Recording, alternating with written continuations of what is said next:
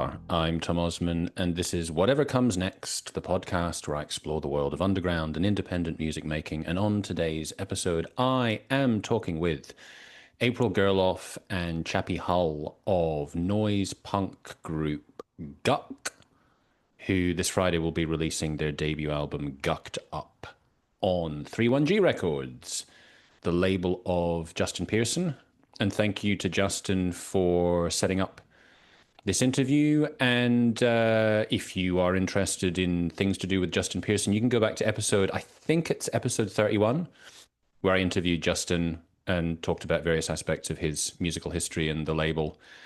Amongst other interviews that I have done with Justin, I've interviewed him for New Noise magazine as well, at least once. And I've covered various bands in one way or another on 31G, as I am a big fan of the label. And in fact, there will be a review by another one of our writers at Ghost Cult magazine of Gucked Up coming out in the next few days. But yes, here we are with April and Chappy talking about their personal musical histories, how they came together, the sound of the band, and various other related topics. And we are getting close to, I don't know why I'm saying we in the royal we. The time is coming, as you may notice, because this is episode 94, for episode 100. And I'm going to tease things a little bit because I thought to myself, episode 100, I should make some kind of special episode. There will be a special episode coming with multiple guests, some exciting guests.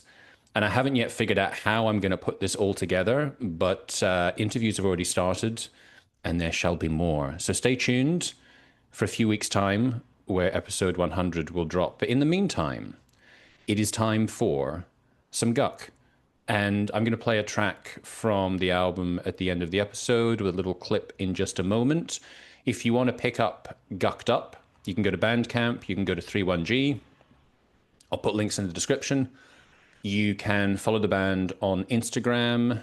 I believe they may have some shows coming up, probably, but yeah, they've got at least one show in LA at the Lodge Room on December the 3rd. Perhaps they'll have some more shows before then. And I think that's it. You can follow me on all social media at Tom Osman Sounds. You can go to my website, tomosmansounds.com, to check out my music and related writing. And with all that said, Chappy and April of GUCK, take it away.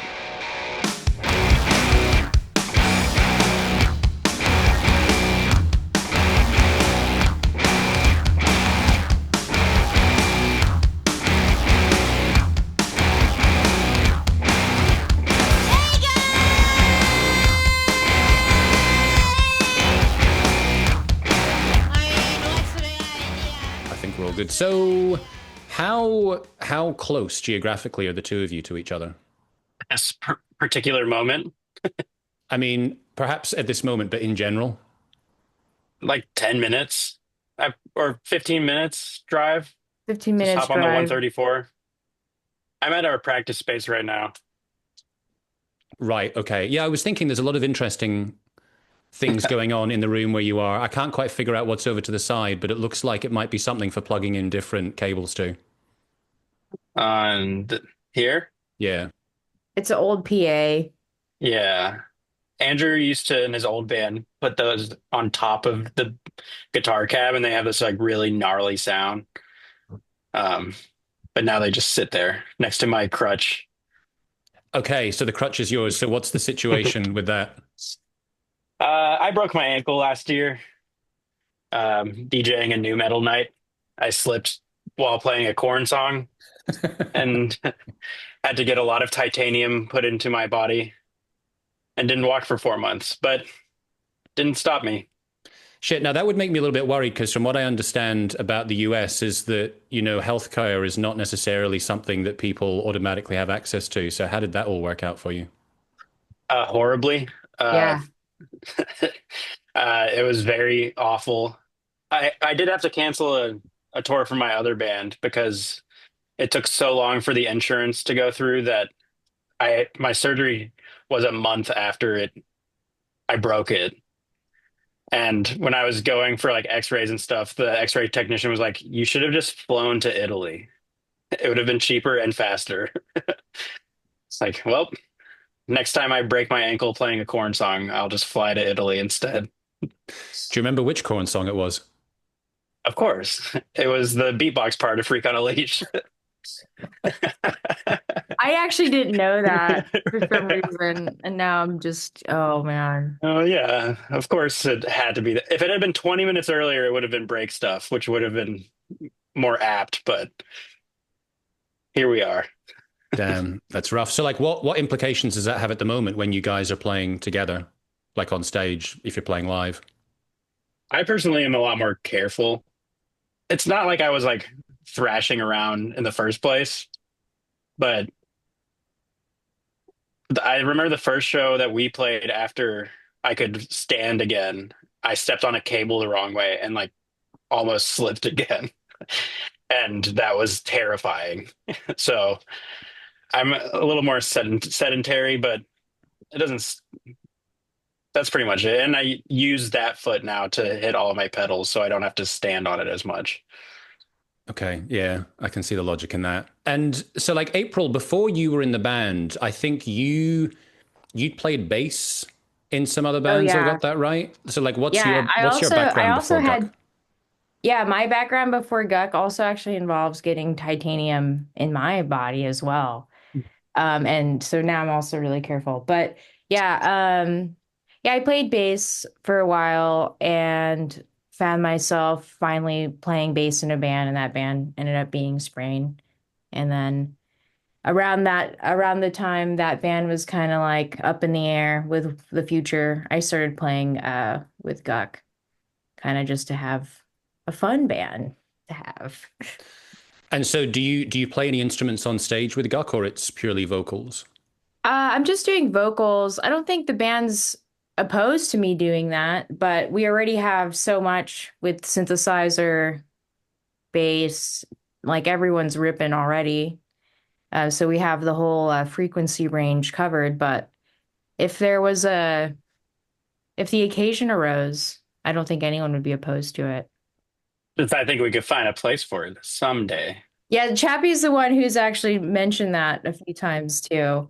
But I do feel like everyone in the band has so much to, I don't know, to display, I guess, that I feel like, yeah, I think for a while I was undermining the role of a front person, but now I'm sort of seeing like how that works and like the importance of that. So I'm not like itching as bad maybe to get on a string or keyboard instrument as maybe I was initially, but yeah, now I'm seeing it all come together.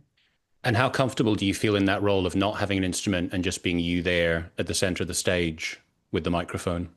Very not comfortable, but I think that that's actually kind of a cool thing to kind of overcome. And um yeah, I mean, I've always been a master of none. So I think being a vocalist has kind of forced me to do certain things differently. Like I've had to not really smoke cigarettes, for example. Um, certain things like to actually taking care of my voice. Like when I was first rehearsing with Guck, I think I thought I could just kind of like show up and whatever, but my voice was like pretty much thrashed after very short rehearsals. At least not what I would be normally used to. Like I would normally be used to like 4 hour rehearsal, but we would be pretty shot after like, or I would be pretty shot after like, uh, I don't know, an hour or two. So yeah, just certain things like that, you know, like kind of learning about your internal built-in instrument. Like we actually all have it and we actually all suck at using it. No one is automatically good at using it. So yeah, it's made me like pay attention to a lot of other things. You know, I've had to do some vocal stuff before, but mainly, you know, in spring I was doing like backup vocals, and then I was in choir and stuff for college, just getting like my credits. So yeah, it's like I've had to like learn to sing, but I'm definitely like learning on the job uh with this band and like just learning how to take care of my voice. Or maybe I'm not learning entirely. Maybe I'm like, oh, that's why people say this, that these are actual practices, like warming up your voice does matter. And, you know, certain things matter, like you can't like, I wouldn't want to record an album without getting my guitar set up or bass set up or something. So I feel like you have to think of your voice as the same thing. Like, uh, you're preparing your instrument for a certain piece. And so, yeah, that's where I'm at in my journey as a vocalist. Yeah, when I think about vocalists thrashing their vocal cords, I often think of Henry Rollins, and I think about how, like in those early Rollins band albums, like Lifetime and Hard Volume, I know because I used to like, I was really obsessed with reading all the stuff that Rollins was writing, like all his different journals and all that. And I remember him talking about how he went to a doctor because he was getting all these like nodules on his throat. And the doctor said that like you've got the second worst looking like vocal cords and throat that I've ever seen. And then he was really desperate to know like who number one was, but the doctor wouldn't tell him. But I know that like after that, he had to basically relearn how to sing, and he had to sing in a completely different style. So it's like when I listen to those records, I think like it sounds amazing, but I also kind of wince because I know that physically he's just completely destroying himself when he's singing that way. Yeah. So it's like there's the balance between what is kind of sounds cool in one way or another versus like what your body can physically cope with. I just remember like being in high school and listening to Metallica and walking up to my friend in the hallway, like, man, I wish I smoked cigarettes so I could sing like him. And that's not, I don't think that's how James got his, yeah, but I'm just thinking like, if only my 16-year-old vocal cords could sound like a 35-year-old drunk. That's so funny. Yeah, I used to kind of have that with like Mark Lanigan and Tom Waits. I thought like maybe Yeah. I just need to drink like loads of whiskey and smoke loads of cigarettes and I'll sound like this too. It's like that's probably not like central to sounding like that. Yeah. So talking about the like the origins of the band, maybe from your point of view, Chappie, because I from what I understand, the band sort of originated around about the time that you moved to LA. Can you tell me the story of the band's formation from your side? Yeah. I had just moved here and I moved here with a a partner and I didn't really I knew some people here but not really and I'd known Andrew and Sam for a long time but I was to be specific about it I was lived near the Hollywood Bowl and it was the night that Dave Chappelle got tackled on stage and I couldn't get to my house. There was so much traffic.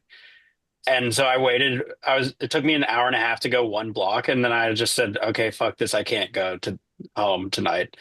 So I looked and I went to two different non plus ultra locations that didn't exist anymore. Found the correct one. Shushu was playing, ran into Andrew, and he said, oh, you should join our practice space. And then the first time I walked in the practice space, Sam was in here. He's like, we should jam. And then that was it. Kyle and Andrew and Sam's old band had just like very recently stopped playing. So they, I just walked in with my guitar and my shitty little practice amp I got at Goodwill. And it was very much just like a hangout friend thing and just jamming, like straight up weird, long, hour long playing no notes things for like 8 months. And then we started to make some like forms, and then April walked in and everything changed. Aw. And so from that point of view, then April, how did you join, and what attracted you to joining the band and being the vocalist and taking that position? Yeah, it's funny. Like I met Sam like while I was still like finishing up school at Cal Arts. Sam was a friend of a friend, and I just thought he was really cool. And then I ended up bumping into him at, Non Plus Ultra. it's very like that place is, I think, just also very core. It's weird. I was also at the Shoo Shoo show at Non Plus. It was like a secret show, but I didn't. I was like eager to get out of there as soon as possible. But yeah, I guess I think I saw Prize Pig at Non Plus at a different time when Sprain was playing, and I just was like, I mean, Prize Pig was a really amazing band. And I do think that that is like, I do, and maybe Chappie can agree, even though neither of us were in Prize Pig, I think we both understand that this is kind of a continuation of that same, musical idea from that band. And it's different because Sam's on keys instead of guitar. And, the vocalist is it's much different, but I do And think, Andrew's playing bass. He played guitar in Prize Pig too. yeah, yeah. So it's like a little bit of a rotation. Yeah. But I do think like I do think that the spirit of that seeing Prize Pig live was like what made me very interested in playing with them. So there was actually a show Prize Pig couldn't do, and there was I was like, well, if you just need a vocalist for whatever shows, like I'll just do it. Like, because I just kind of like really wanted to I just kind of wanted to hang out with them. They were just cool. And yeah, so Sam was like, well, we might do something new, and I don't know. And then basically like a year after that discussion, maybe a bit more, maybe more than a year, but yeah, then I I had heard some of the demos that they were working on and definitely felt like I could contribute. So yeah, I mean that was really it from my perspective. I just saw Sam and then Prize Pig later from afar and just thought they were really cool. And then I actually met Chappie at our first practice. Right here, where I'm sitting right now. Yeah. And did you have any kind of like spoken sort of mission statement when you started the band? Like you sort of said, this is the sort of approach or like the sound that we want to have, or was it more just sort of an organic recognition of like, oh, this is what we're doing and we like this? I think it was 100% Yeah, I organic. think it's organic. And I think at least for me, I think everyone had something they wanted to get out of this band. And I don't think any of us in the band got in the way of whatever that was for the other person. So I do think like that's part of the organic thing. And I think all of us had at a point in our lives wanted a band like this with all of these types of things, like and these inspirations that we have. And I think once we were all in our seat, in our assigned seat for the band, we all just kind of like went with it. This is the first band I've ever been into where it really does feel very equal parts. And the writing process is just like we all do what we want. We can like chime in and say, "What if we tried this?" And nobody ever is like, "Well, fuck you. I play guitar." Yeah, I do think that that is a result of like giving everyone space, and deciding when you're going to pull out that card to like provide constructive criticism or like ask for a change or whatever. It's like when you don't constantly do that, you're not like wearing people out around you. So when Chappie says something to me, I'm like, oh, that's actually a really cool idea. I have no problem even switching it up. If anything, I'm like thankful to have some, like, if anything, yeah, I'm thankful to have the feedback. And, but it doesn't come very often. And I guess that's why it's like more special when it does. So, Yeah, it doesn't feel like an intrusion. yeah. And a very basic question. So your forthcoming album is called Gucked Up and you're Guck. And so obviously like there's the potential for various different play on words, but aside from the play on words, is there any particular significance or meaning behind the name Guck? The name Guck, Yeah. it did specifically come from a typo. um, but when it happened, I mean, Sam sent it in the group chat when we were trying to come up with band names and being really bad at it for a really long time. And as soon as I saw that word and we had already had some songs written, I personally was like, well, that's what the songs sound like. And that's what I tell people when they're like, what's your band sound like? It's like, it sounds like Guck. And I think, I personally think it's fitting. I think it's like there are definitely like really beautiful parts in some of our songs, but it's a pretty nasty band in a lot of ways. And Guck is a nasty thing. If I don't, in the way that I picture a Guck. I always forget what the word is. I think it's onomatopoeia, where the word Oh yeah. sounds like the thing. Yeah. So yeah, it does have a kind of like visceral quality to it. And to your point Yeah.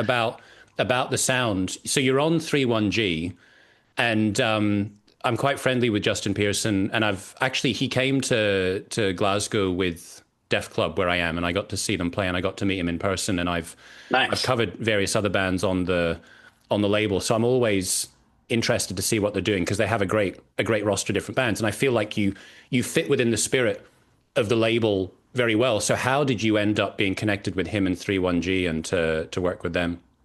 Oh, wow. The lore with me and Justin kind of goes sort of deep. Yeah, like I can't even remember, but I came to San Diego and I go to San Diego a bunch. I have family out there. And I'm half Filipino, so if you know, you know, there's a lot of other Filipino people in like that area, like National City and further down.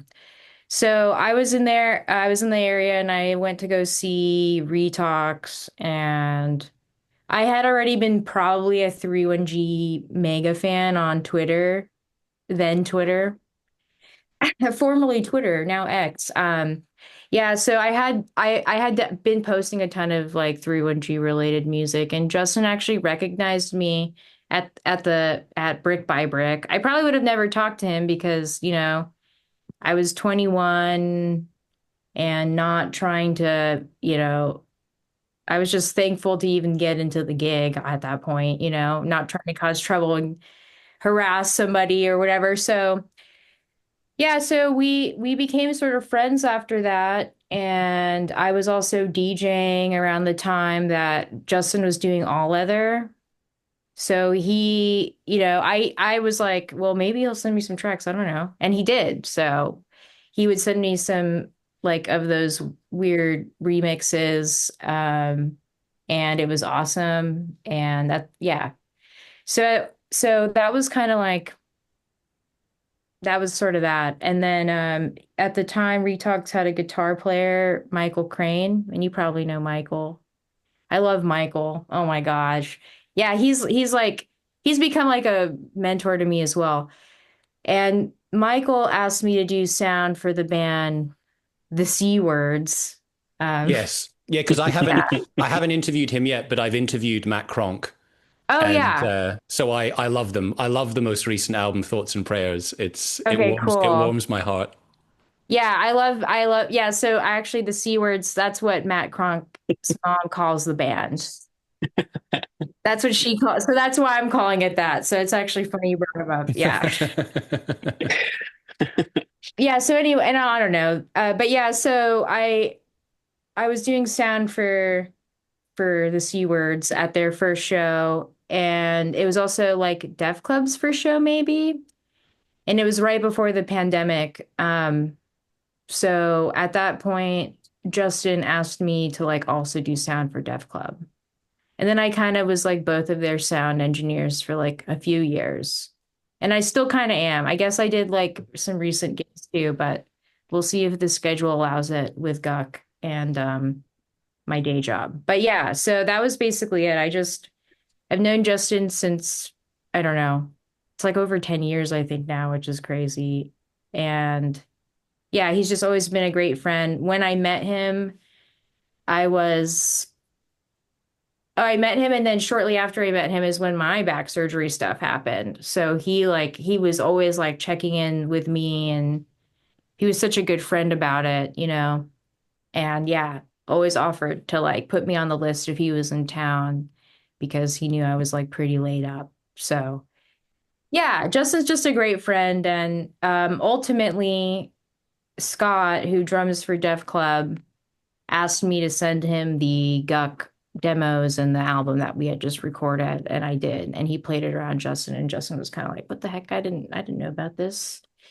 Have April talk to me about this sometime." And so that's like honestly the full story, the very long-winded story. No, that's very cool. I like that a lot.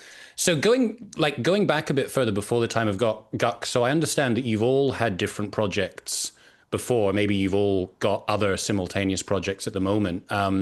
Going back to you, Chappy, what do you remember about first getting into playing music yourself? So I'm from Nashville, so it's very in the blood there, obviously. But I would go to this place, the Muse was the first place I ever went to a punk show. And it was a shithole. There's a lot of lore about it. Crazy things happened there. Like they found a bunch of stolen voting machines there, stuff like that. But just going there and playing there and being addicted to like all ages spaces and angry at the not all ages spaces. Just I went on my first tour when I was 17, and I would put tour in quotations because every other night the show dropped. So we just went home after every single show. But I don't know. It's very addictive, obviously. I've ruined my life to sit in this room with four idiots. Just kidding. My life is good because of it. But my first like real band that would play was a folk comedy trio when we were in like seventh and eighth grade. And it was kind of weird how many people would come to our shows. We would play in like the parking lot of a skate park, and there would be like 300 or 400 people there. And we got asked to play with POD. That was the end because one of the guys thought it would be lame to play with POD, so we just kind of broke up. You mean famous Christian rock new metal band, POD? New metal and San Diego. We're bringing it all back. But yeah. And then I joined Narwhal, which ended up just being me and one other guy. But doing that, and I had another band called No Christmas that was also a two-piece in high school. But just being able to play, and we would book all these bands, and not that I wouldn't do it now, but I just am amazed that these like men in their and women in their 30s were trusting like 15-year-olds to book them shows, but the shows would be sick. I don't know. There's an entire economy built on 15-year-olds booking shows. Yeah. Grown ass men. It's finding a community. I had a good community in school too. I was lucky to like my high school, and I went to an art school, so there weren't really bullies there. Everybody just like played guitar or danced or did theater. But finding that outside of it too, through music with just a bunch of weirdos who just did all the same things that I did and liked all the same things. It was really nice. And what about for you, April, if you go back to your very earliest music making origins? Yeah, it's weird. For me, my first instrument was like percussion as a kid. And I definitely got into like making electronic music pretty early. Like I think like seriously, I had like MTV Music Generator. I was like 10 maybe making like beats. So I think even though I always played drums, I was like really into like electronic music and like being able to compose and stuff, similarly to how like you would read sheet music and stuff. So I think like it was that sort of thing. And yeah, my mom is Filipino and she knows like every song on the radio as a result through karaoke.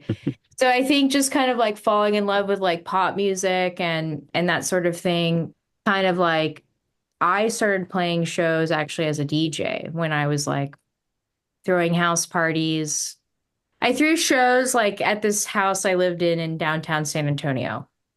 And that was where all my energy was going. So I was just sort of booking bands and then I would end up DJing and then people would be like, well, you should come DJ this place and that place. And I didn't really expect to ever like do that. And then in Austin, I like ended up trying to like create like a virtual band called Glitter Litter, and then I played in an experimental project called Sick Van. And some of those demos is actually what I sent Guck just to be like, here's what I could do with some vocals if you need someone who can sound like a little demon baby.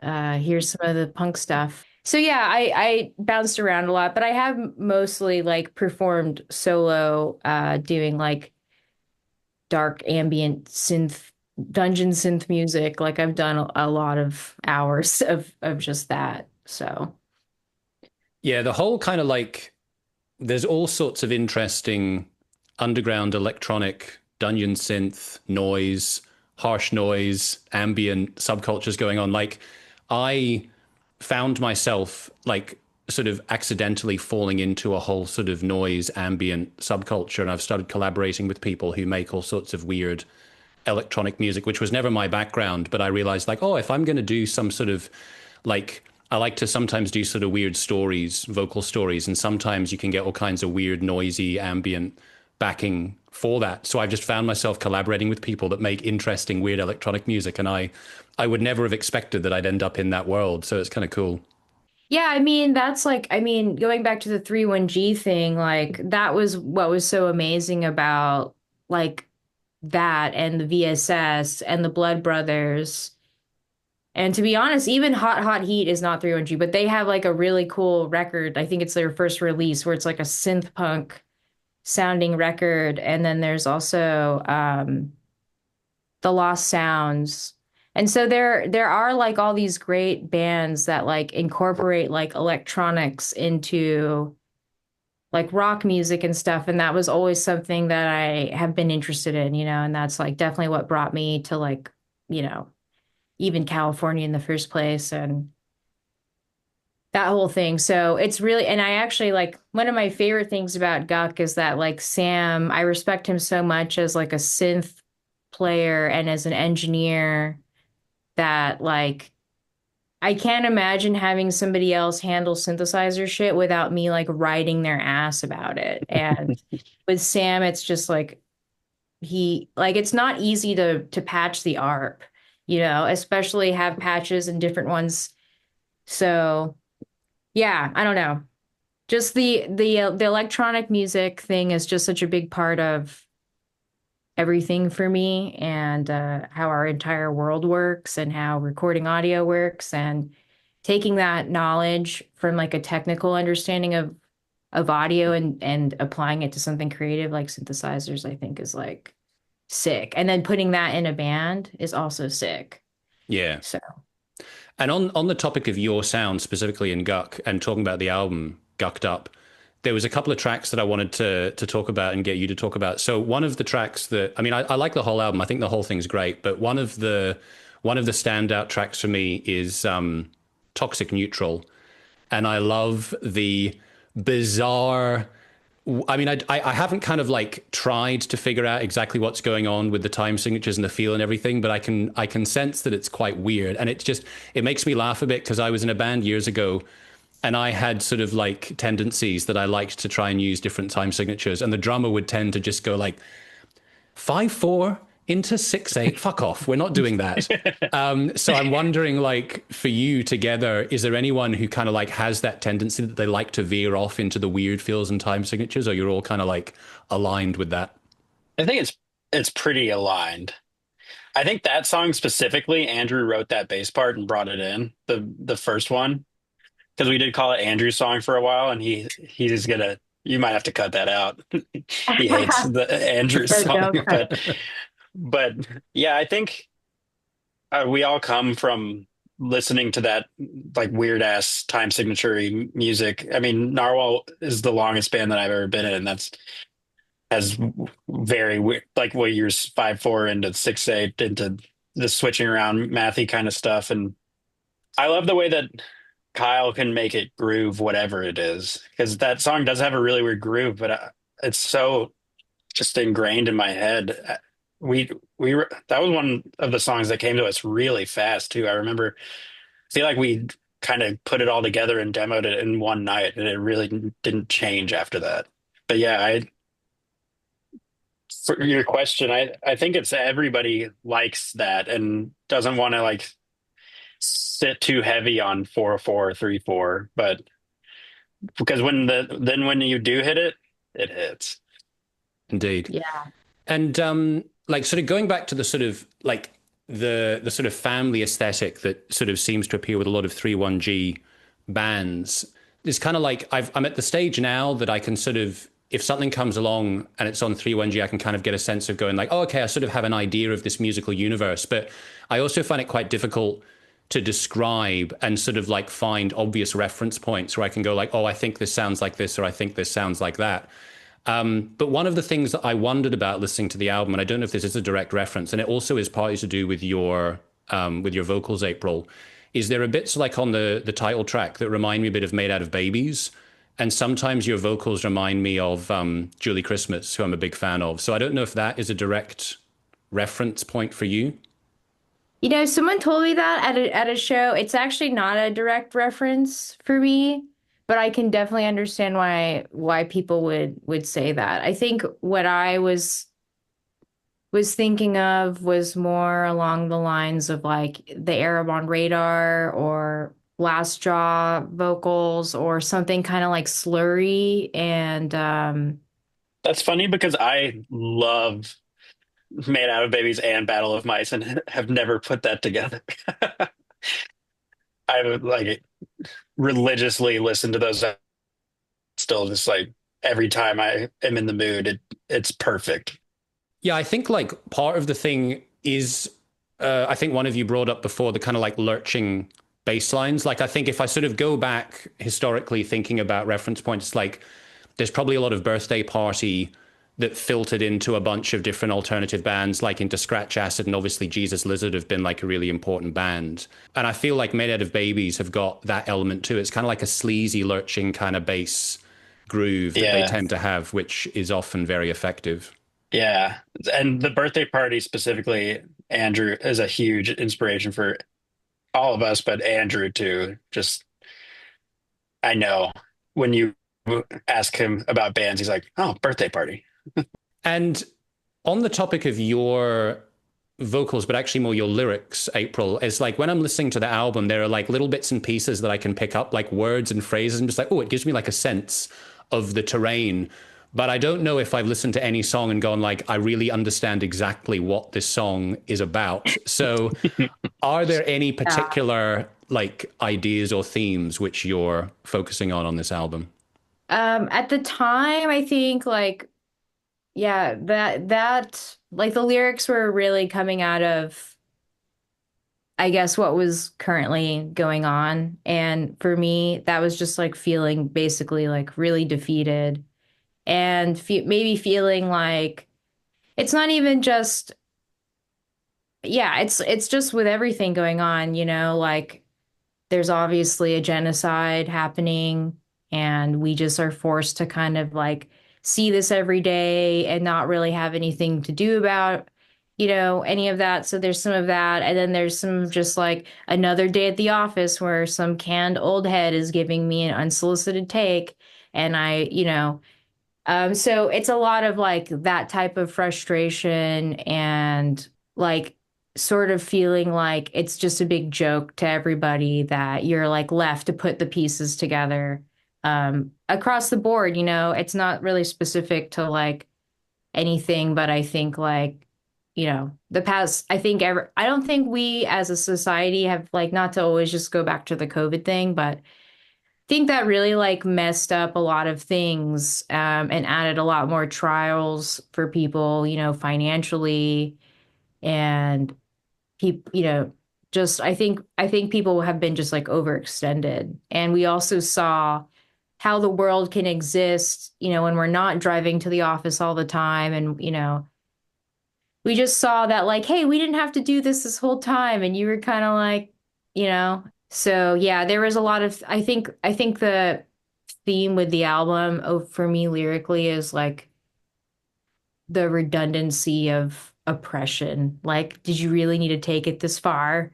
Type mentality. And the lyrics are always going to be, at least for this record, like the the best way I could describe it was just like being you're in the position of somebody in power, and then you're also the person getting shit on. And I have these different like characters and voices, I guess, that come out depending on what that is. And whether through the lyrics or indeed for you both in terms of the music and the performances, is there an element of catharsis to playing this music for you? I think so. I mean, like, especially, after finding out about Ozzy passing away this week, I've been like, I think everyone's like shattered. And you're actually in England, so you probably Scotland. know better than, know better than anyone here. But yeah, I think, like screaming and stuff yesterday, I realized kind of like just for rehearsing, because we have a show tonight, I realized I think I remembered that. I don't know. I'm on so much Prozac, it's hard to fucking tell, really. In a kind of indirect way, I empathize. Chappy, what about for you in terms of what you get out of the music? Every time is very cathartic to me. I think just like with this band, especially getting to just lay into my guitar and feel it, I got my amp back. I don't know. There's something about this band that it just comes through, and I don't know. I had also just like a hard time liking music for a while after like things happened in my life, and I knew that it wasn't going to last, but for like a couple of years I just didn't want to deal with it anymore. And the how easy it is for this band and just like how it all comes together. I'll just listen. I love listening to Guck, which is fun. I think it helps that this is probably the first band I've ever recorded with that I didn't sing in, because I do not like hearing my own voice. But I wish we could play every night. That's a monkey's paw wish. that but every time we do play, like we're playing tonight, I'm really excited. But I like having time in between too, and I like writing. So maybe one day we can all get a universal basic income and just be able to come in here every day instead of going to our shitty jobs. And on the topic of shows, like one of the things that I like to do, or like a part of this podcast, is I'm trying to explore like some of the practical topics for, underground independent DIY artists. And one of the things that I've been interested to explore has been people's experiences with booking shows and the practicalities of how people do that. And I've had different accounts from people about sort of like, if you're going to a different city, how do you book a show? Like, is it that you have relationships with the venues, or do you have a booking agent, or do you know other bands maybe that are in the area and you can link up with them? So from your varied experience for the two of you, whether with Guck or otherwise, like how hands-on have you two been with booking shows, and what kind of experiences have you had with that side of things?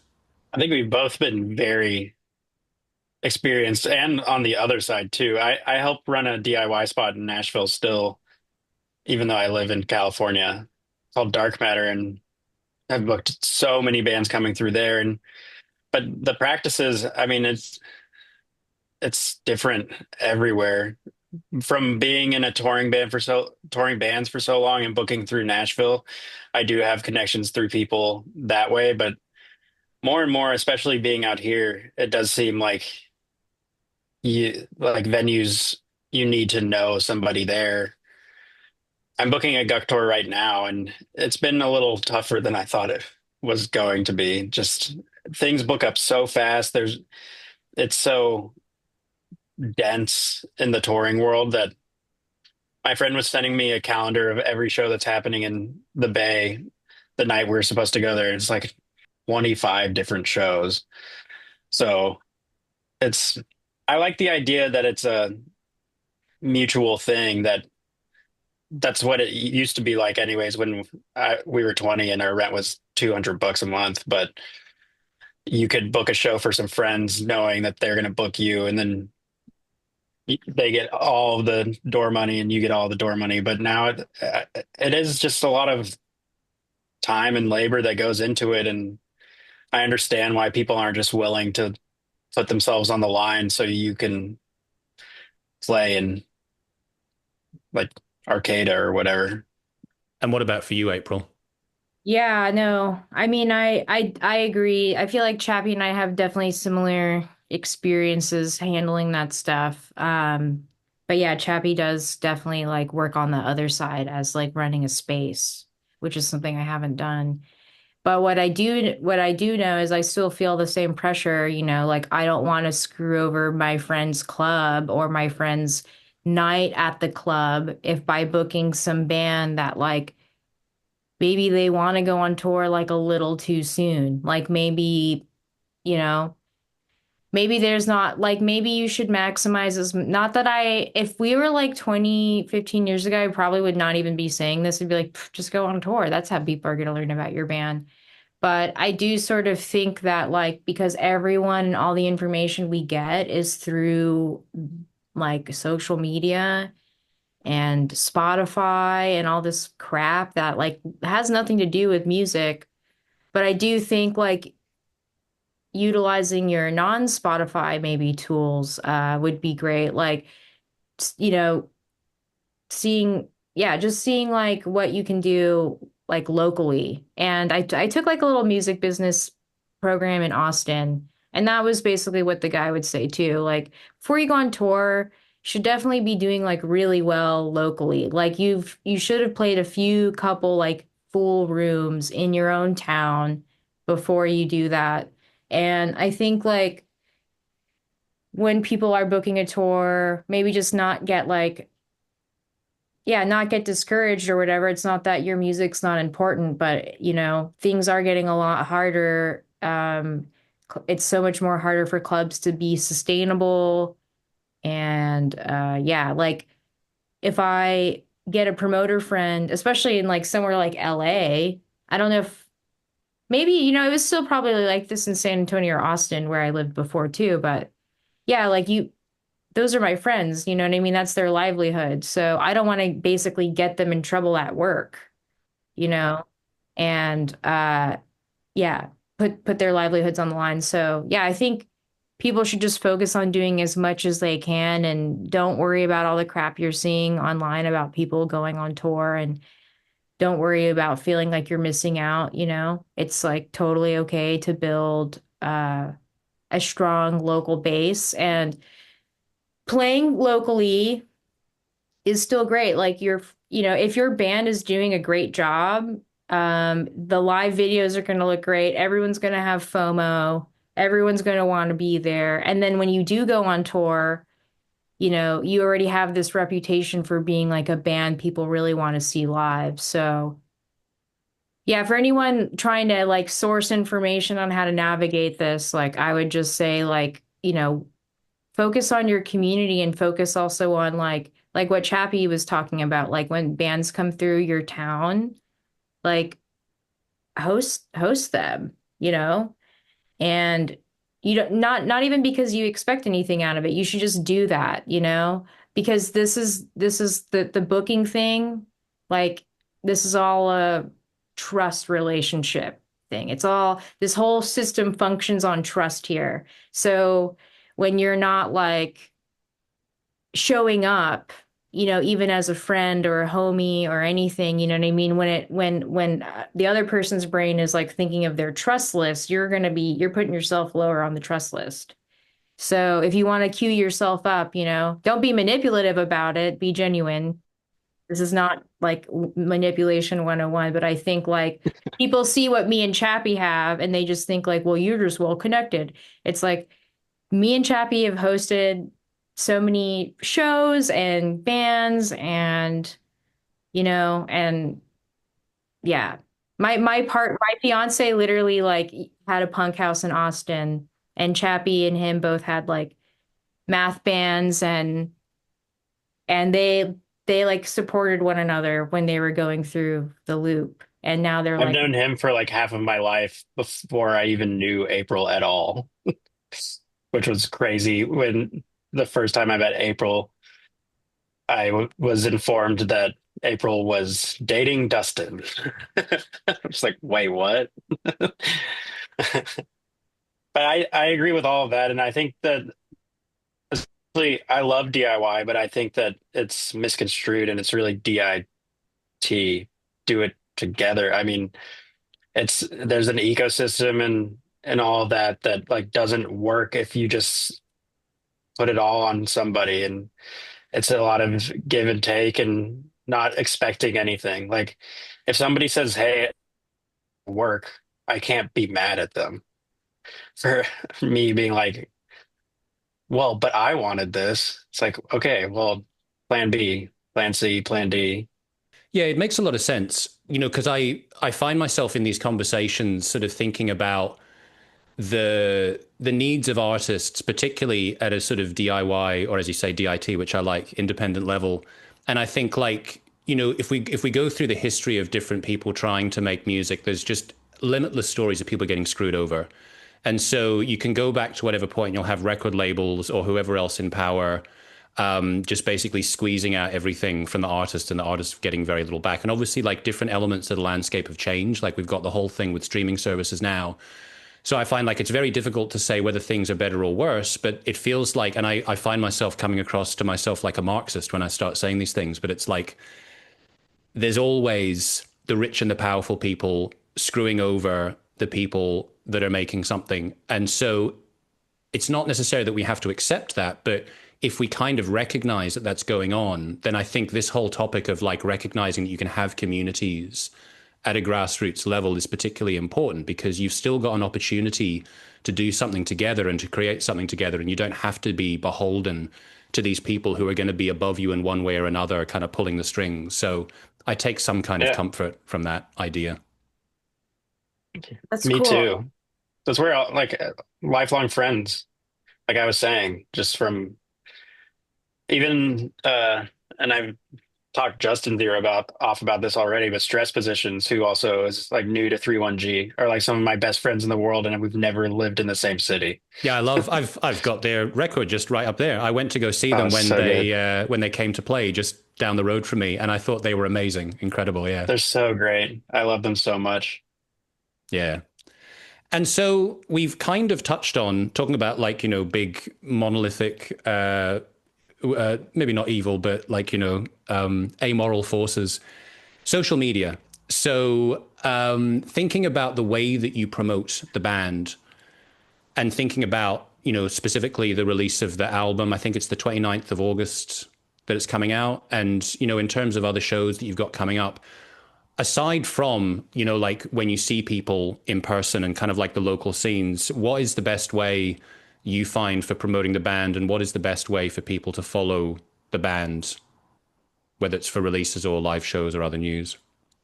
I think sadly, Instagram. I hate it, but it's turned into I mean, it goes through phases. I remember promoting things on MySpace and then Facebook and now Instagram, and hopefully one day we can go back to putting flyers up around the cool areas. And we'll do that too, but sadly, I think just like news wise, I'd love to make a Guck website. I remember when we had websites instead of one website. Yeah. But that plus we have some friends who just started a forum called Freak Scene.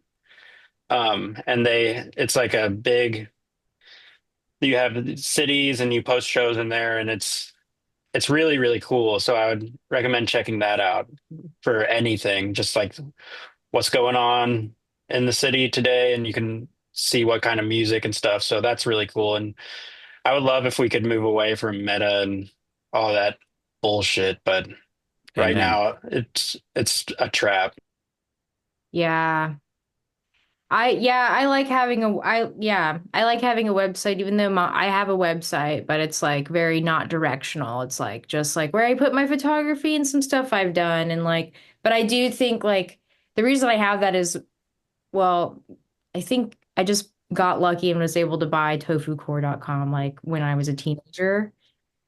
I think the if anything that I got out of the MySpace era, it was like, hey, I'm into making a website. And I used to have like a GeoCities, like a Yahoo.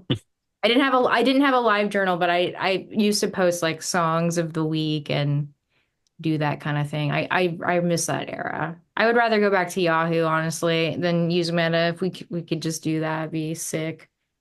I used to just sit on AOL.com all day watching live performances Yeah. in studio. Those were the days. It's just too much now. It's too much.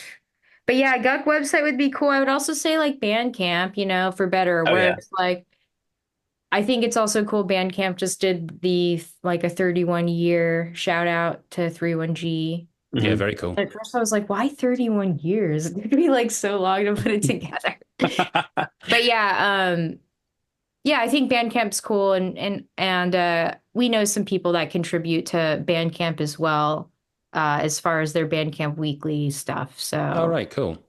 So yeah, I think that that's probably a great way to, keep in touch with like, us working class folk here. Indeed. Doing the Lord's work, or, I'm not wanting to make it necessarily particularly Christian, but doing the good work of the universe, let's say. Yeah. Doing the Dark Lord's work.